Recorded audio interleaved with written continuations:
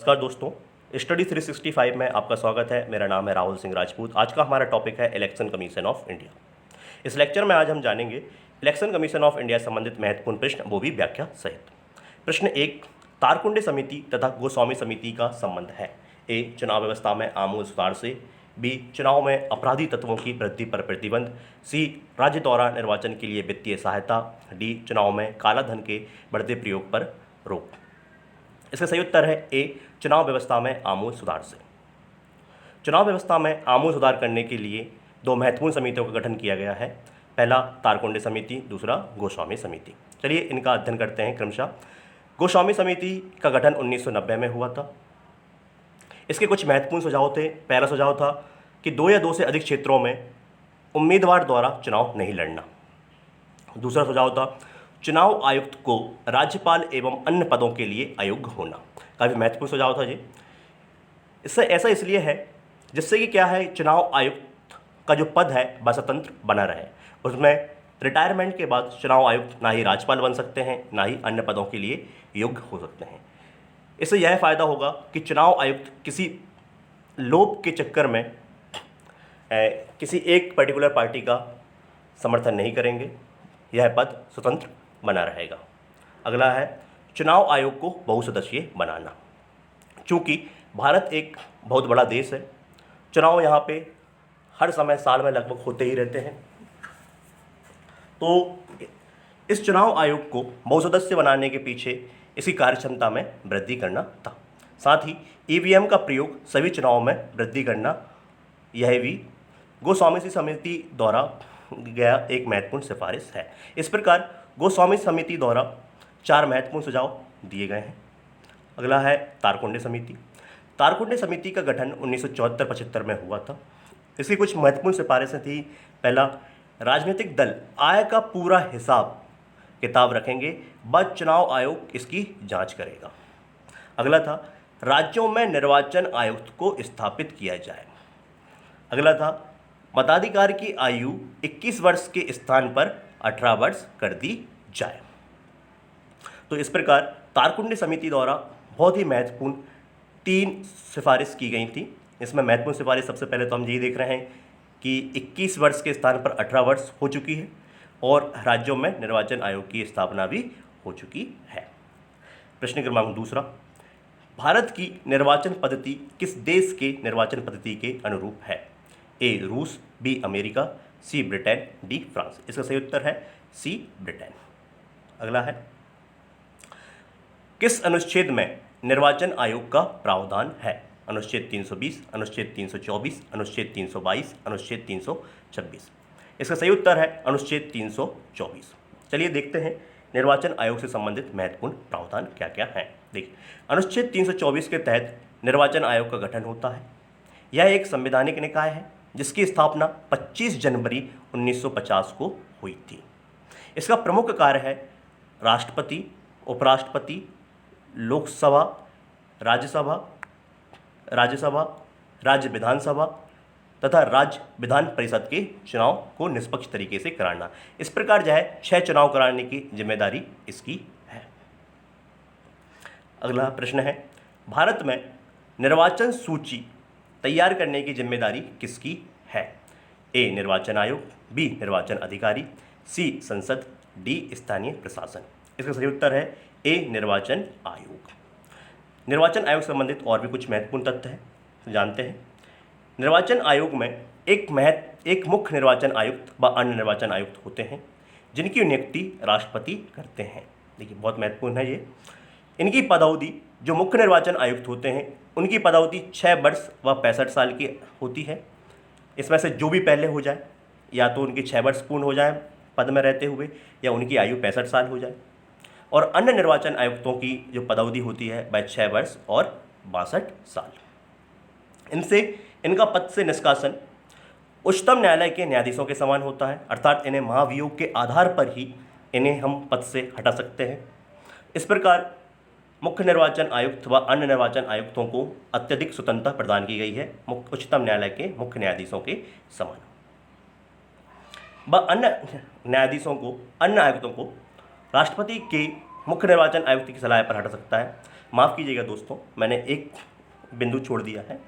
वह था कि केवल मुख्य निर्वाचन आयुक्तों को ही उच्चतम न्यायालय के न्यायाधीशों के समान निष्कासित किया जा सकता है, लेकिन अन्य आयुक्तों को केवल मुख्य निर्वाचन आयुक्त की सलाह पर से राष्ट्रपति हटा सकता है।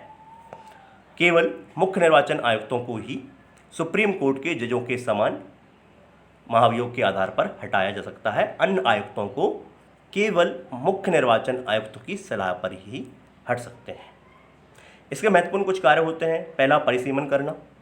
दूसरा, मतदाता सूची तैयार करना। तीसरा, राजनीतिक दलों को मान्यता प्राप्त देना।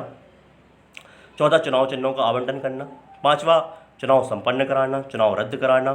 सांसद या विधायक की अयोग्यता के संबंध में परामर्श देना। जब कभी भी ये विवाद होता है कि किसी सांसद या विधायक द्वारा अनुचित तरीके से चुनाव कराकर चुनाव जीत लिया गया है, तो इसका निर्धारण, इसकी अयोग्यता संबंधी निर्धारण मुख्य निर्वाचन आयुक्त या चुनाव आयुक्त करते हैं। आचार संहिता का निर्धारण करना, मतदाताओं को जागरूक करना इनके महत्वपूर्ण कार्य हैं। पद अवधि के दौरान आयुक्तों की सेवा शर्तों में किसी प्रकार का कोई बदलाव नहीं कर सकते हैं। इस प्रकार इन्हें एक और स्वतंत्रता प्रदान की गई है। अगला प्रश्न है, भारत के मुख्य निर्वाचन आयुक्त की नियुक्ति कौन करता है? तो हम देख चुके हैं पहले, राष्ट्रपति। परिसीमन आयोग का अध्यक्ष होता है ए राष्ट्रपति, बी गृह मंत्री, सी प्रधानमंत्री, डी मुख्य चुनाव आयुक्त। परिसीमन आयोग का अध्यक्ष होते हैं मुख्य चुनाव आयुक्त। अगला प्रश्न है, पहली बार किस वर्ष मुख्य चुनाव आयुक्तों के अतिरिक्त 2 अन्य आयुक्तों की नियुक्ति की गई? देखिए, इसका सही उत्तर है 1989।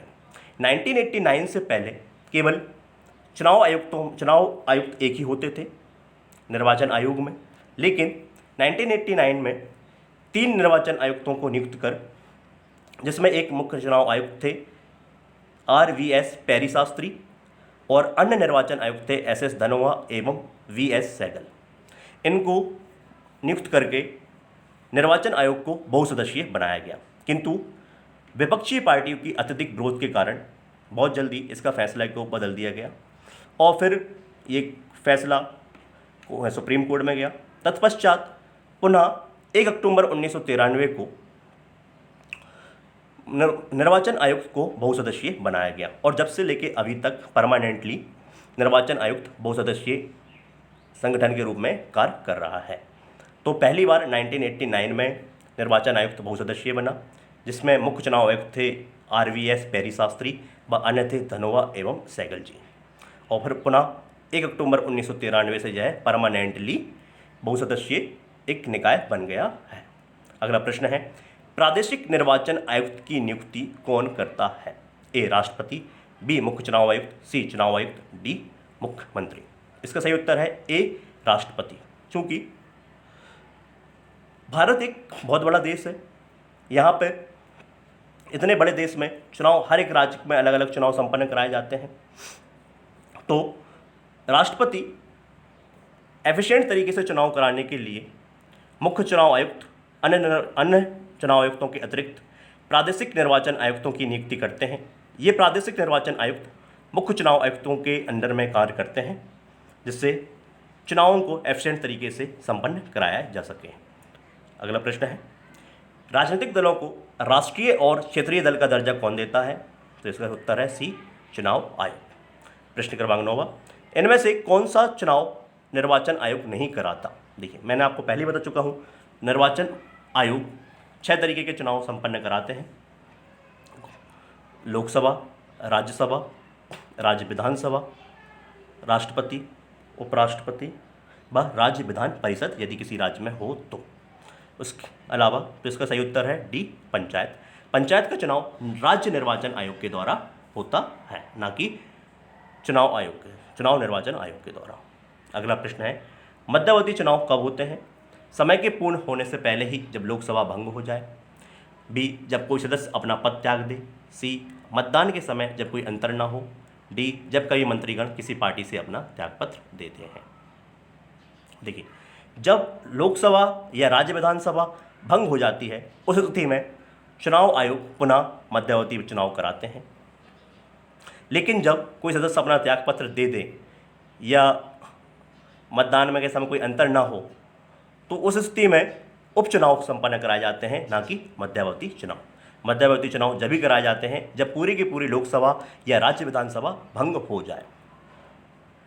प्रश्न क्रमांक 11वां, भारत में स्वतंत्रता के बाद प्रथम आम चुनाव कब संपन्न कराए गए थे?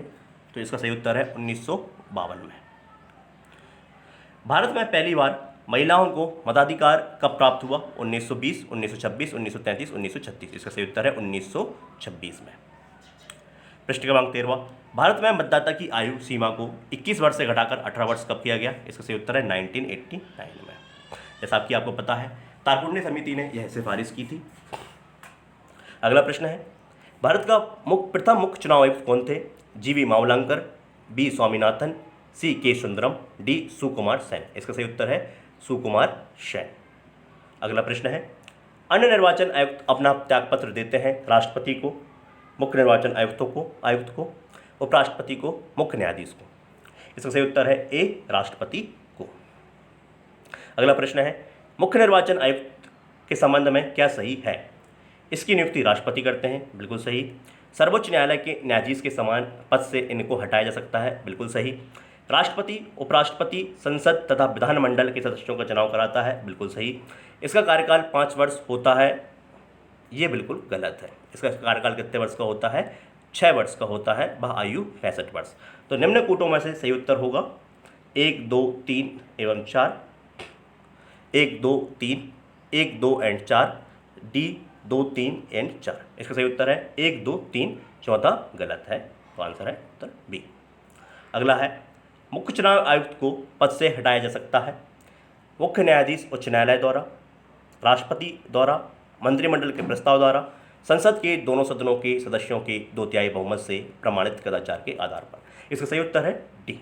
जैसा मैं बता चुके हैं, उच्चतम न्यायालय के न्यायाधीशों के समान ही इन्हें महाभियोग के आधार पर हटाया जा सकता है मुख्य चुनाव आयुक्त को केवल, और अन्य चुनाव आयुक्तों को हटाने के लिए केवल मुख्य चुनाव आयुक्त सिफारिश करेंगे राष्ट्रपति जी से।